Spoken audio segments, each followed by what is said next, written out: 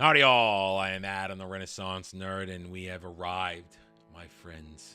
We have arrived on this day we have long sought to reach. It has been a long multi-year journey because Disney had to do reshoot after reshoot after reshoot in order to crap out live-action Snow White starring Rachel Zegler. I have finished this movie. And I have to say, it is one of the most god-awful things I have ever seen. Not because it was packed with agenda. There's a little bit of agenda in it. It's not an agenda-driven movie. Just a little bit at the end. And kind of an overriding theme. But it's not banging you over the head with agenda. What we have here, guys, is essentially a poorly produced, poorly written, poorly acted, poorly performed, and poorly, we'll just say, envisioned version of Snow White and the Seven Dwarves. From top to bottom, there is literally nothing good about it. Not a single thing. I can't find a single positive thing to say about this. Well, I'll say this. Gal Gadot is hot. That's about all you get. She's hot.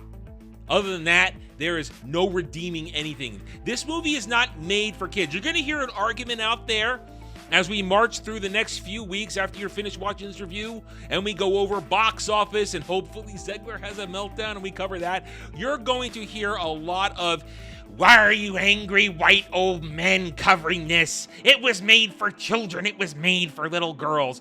This movie wasn't made for anybody. There is no actual target audience for this movie because it's not actually telling a story. It's just marching the characters through scenes with bad dialogue, horrendous CGI, and literally a bad song every 5 minutes, it feels like. They only do, I believe, if my count is correct, there are only 2 of the original songs from the original 1937 Snow White.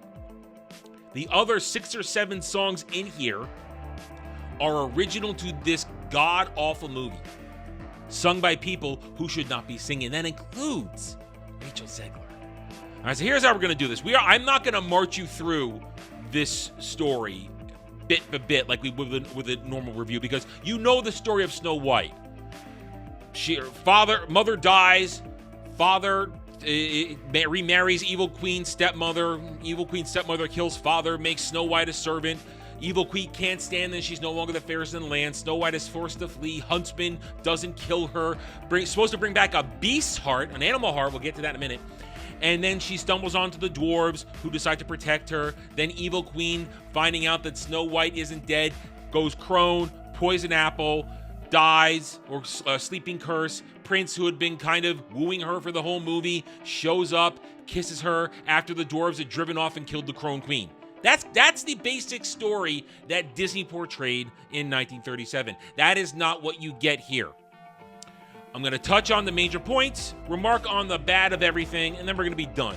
Hopefully this won't take too long. I pray this won't take too long. Right, so the movie immediately will break off from the standard idea that Snow White is the fairest of them all in terms of a beautiful with Snow White skin. No, she's born in the middle of a blizzard. That's why she's called Snow White. We've all heard this. I'm simply confirming it after seeing the movie. And then she grows up in a kingdom where everybody sings and dances and is everything equally distributed, just like communism. And everybody's so happy, and she's so kind because she gives wreath crowns to other little girls, and she knows everybody's name. That makes her a perfect ruler. And then the mother's going to die of probably cancer, I guess. They don't say, but I'm going to guess it's cancer. And then the father is bewitched by the evil queen. He marries her because she's hot. Hey, listen. We'd all fall on that sword to get with Gal Gadot. Okay, we all would. Be honest. You would too, all right? You take one for the team. And then she creates a fake war, gets him off the kill, and then she rules with an iron fist. Not because here's where they muddle the idea of the evil queen's motivations. In one hand, she wants to rule in order to be the fairest of them all, but on the other hand, she just wants jewels. and claiming that she's ruling through an iron fist because they need the strength of a diamond instead of a flower. Yes, that is kind of the theme for her reasoning. Kind of makes no sense. Anyway, and then Rachel Zegler, little girl grows up to be Rachel Zegler, and Zegler's gonna sing a song we never heard of about wishing on a wish. I don't know. I was trying to tune it out. Listen. She's a soprano, but she's a tiny little weak soprano who needs auto-tune to help her belt out the tones and file down the rough edges of her very tiny weak soprano voice. They do away with the point of the evil queen. I'm gonna do this right now because I will lose my train of thought throughout this whole mishigas of a movie. What we're going to do is, here's the idea of how they botch fairest of them all, okay? The evil queen wants to be fairest of them all, and originally it's about beauty. It's about beauty. How beautiful am I? How young I look? I can't be beaten by this tiny little princess of a girl. In this one, it's not about straight up beauty because, as we've been saying in the build to this, there's no way anybody with a working brain that isn't a drooling, window-licking Stan or a Zeglian, same thing, there's no way that anybody can say Rachel Zegler is hotter than Gal Gadot. You just can't do that. It's impossible. The brain will have a stroke as it tries to comprehend such a feat of mental gymnastics. What will happen, though, is she's going to be upset about fairest of them all and have her killed because here's the thing. Snow White becomes the fairest of them all in this when she stands up for herself. When Jonathan, not the charming Prince Charming does this, he's Jonathan, a bandit leader who was an actor with a bunch of foppy morons for his followers. When he gets busted stealing food and she stands up to Gal Gadot to let him go free, that's when she becomes the fairest of them all because she has inner strength, guys. Inner strength. That's what fairest of them all is in this movie, because the very end, we're going to cut to the very end now, just to make my point on this. When we cut to the very end, and she confronts the evil queen, and I'll explain why this is bad then. She confronts the evil queen, and the mirror tells the evil queen, you are no longer the fairest of them all, because fairest of them all is about having inner beauty rather than physical beauty, because your beauty's only skin deep. Woo! That's the point. There's the twist.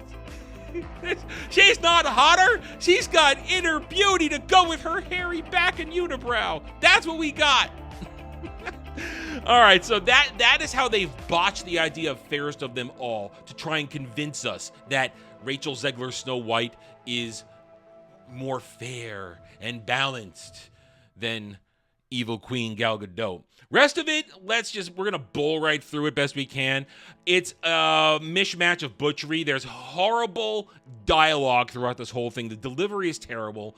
Rachel Zegler is about as emotive and inflective as a wooden door. She has no ability to emote other than sticking out her chin when she feels perturbed in the scene, or making her eyes go big, or making her mouth gesticulate while she's trying to force out a tune.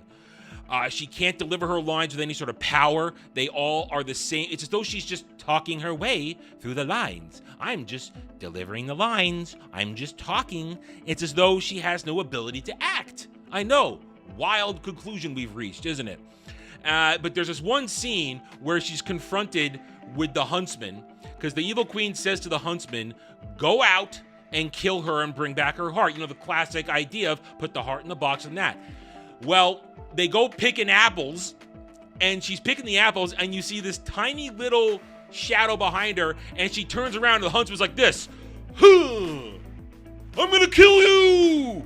That's it. He just starts yelling at her, and so she goes, please don't kill me! And he goes, I can't kill you!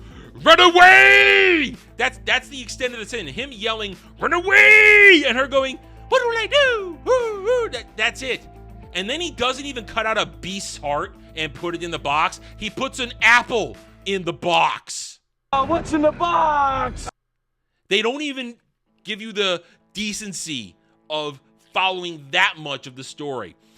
She's gonna she'll drift in. The next big point is she drifts into magical forest land, and here's where the god-awful, abominable, uncanny valley as big as planet Earth CGI begins, where she falls through the forest walls and she tumbles down into the groves and the animals. She goes to the dwarves' house, and it's just terrible looking. And instead of going into Whistle While You Work in there, she just decides to take a nap on the bed. Then we're gonna jump to horrible dwarven CGI crap, where you've seen the dwarves. They are a CGI nightmare. They're goofy. They're weird. They completely break what little immersion you have in this is broken by I'm this, I'm that, and they're all just there for bad comic relief is the best I can put it. They're gonna go back. You've seen this clip out there. They think she's a ghost. They fight with her. They ask her to stay, and what's gonna happen is the next day they're all gonna fight with each other and make fun of Dopey. He's gonna go outside. Here's where we break again. Dopey goes outside, and she gives him a pep talk, because here is now the main theme of this. Snow White Rachel Zegler. She is the catalyst for everybody being better, for finding their courage and their hope.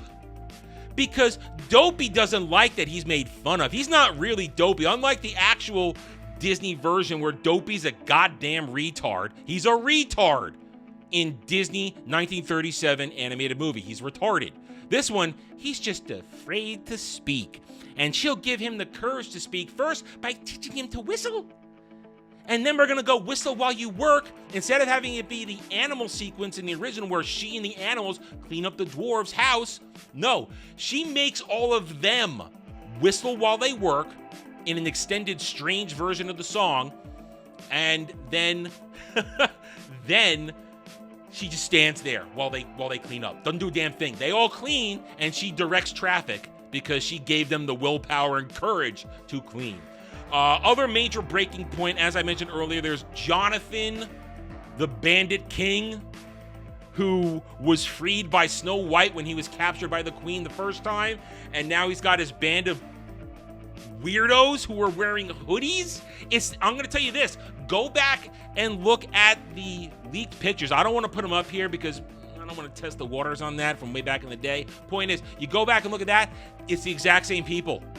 Those were the people. It was true, was his band of thieves, and they all looked like they were rolled out of somewhere in San Francisco, which they probably were.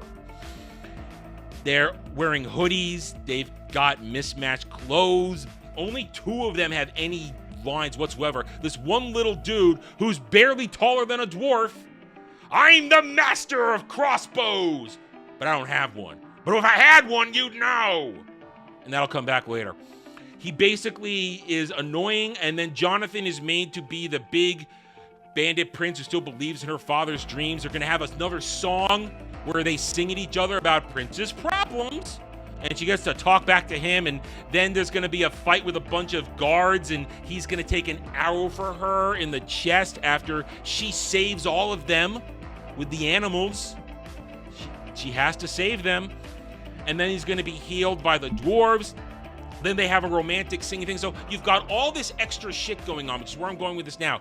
They pad this movie out with this bandit rebellion and the dwarves doing extra stuff and extra songs and this and that, all to try and put a very thin layer in there of true love between Jonathan and Rachel Zegler's Snow White. Problem is, they do two songs together. They stare at each other a couple of times, and that's enough for true love in this. Granted, it didn't do much better in the 1937, but at least that one was beautiful and fun to listen to. This is just Rachel Zegler hamming her way through her lines, and this other dude who can't sing playing Johnny hamming, talking his way through his lines too. There's no depth to this. There's nothing at all. Right, so what's going to happen then, here's the other break now. Here's where it really breaks. So you would think now, okay, they all go away. They're all going to run away and try and give Snow White cover so this troops don't find her. Problem is, Evil Queen uses Magic Mirror to find out where she is.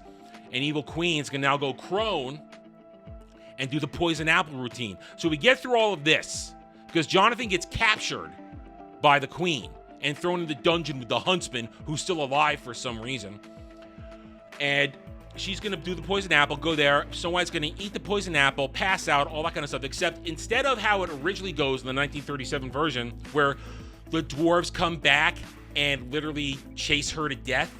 No, in this one, she just, poof, I'm gone, and back at the castle, all safe, while the dwarves come back and mourn. So, quick recap of what have the dwarves done this entire movie so far.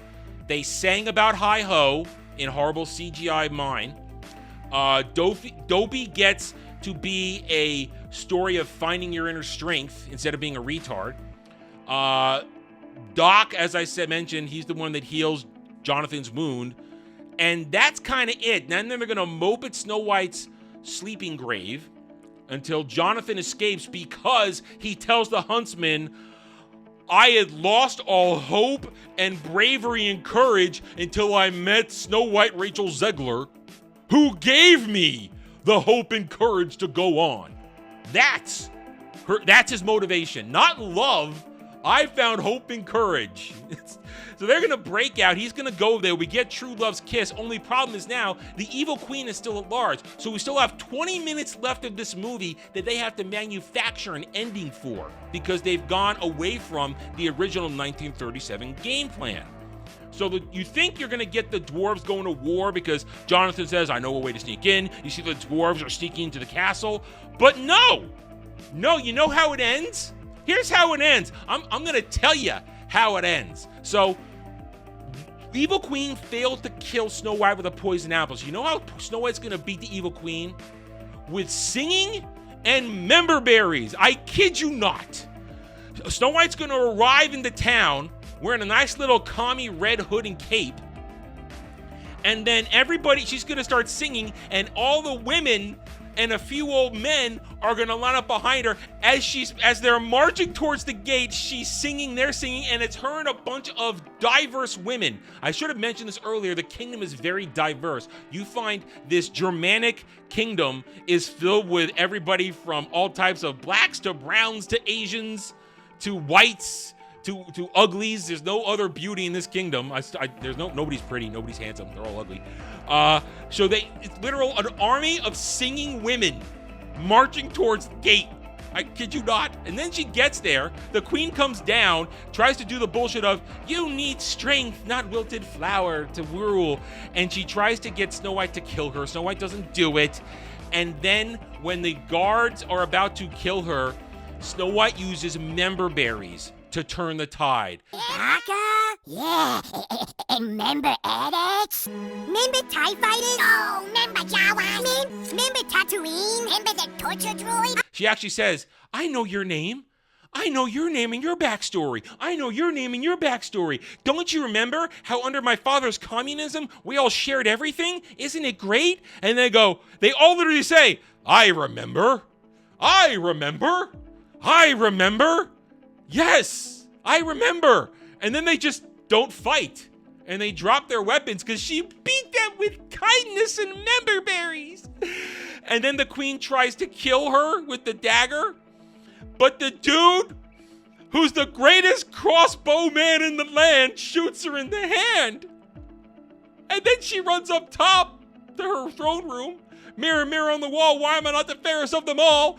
You're not the fairest, as I said before, because your beauty's only skin deep, and Snow White's inner beauty and her courage and her bravery and her whammonism, they make her the fairest of them all.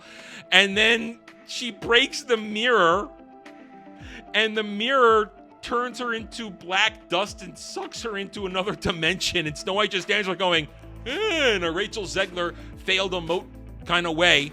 Meanwhile, the dwarves did nothing. Johnny did nothing. Nobody did anything. That's it. Then they sing and dance. They're all in white, and Dopey can speak now. I forgot that Dopey speaks because he's not afraid anymore. And then she's a beautiful princess who rules with communism. I guess. That's it. That's the movie. Do you understand how bad this is? It's dumb. It's boring. There is no joy to be found in this because it's one lame scene after another. There's nothing iconic. They use the classic iconography from the apple to the attempt at the dwarves to her dress that looks better on a cast member in a Disney theme park. This is a $300+ million. Don't believe the budget of 209. This is a $300+ million nightmare, and they couldn't even get the dress to look good. That's how bad this is. So you have as I said at the beginning of this, you have a mix of horrendous dialogue, delivery. Nobody can sing. There's a Gal Gadot song. She can't sing either. As hot as she is, she can't sing. She doesn't really do a good job in this either. Nobody performs. Nobody is grounded in any sort of powerful theatrical presence because the script is bad, the acting is bad, the singing is bad, the songs are retarded and pedantic, and nobody is charming because the dwarves are a CGI nightmare. So that's it. That's all I got. There's no other hidden meanings. I explained it all along the way. Now we sit back and watch the fallout of this disaster, and I can't wait. So thank you for watching this review. Hit the like button, subscribe to the channel, and I thank you again for joining me. Until next time, take it easy. Thanks for watching, everyone. If you enjoyed the video, hit that like button, subscribe to the channel. Check out my gaming channel at Renaissance Nerd Arcade, and follow me on X Twitter under @TheRedNerd. Thanks again for watching. Take it easy.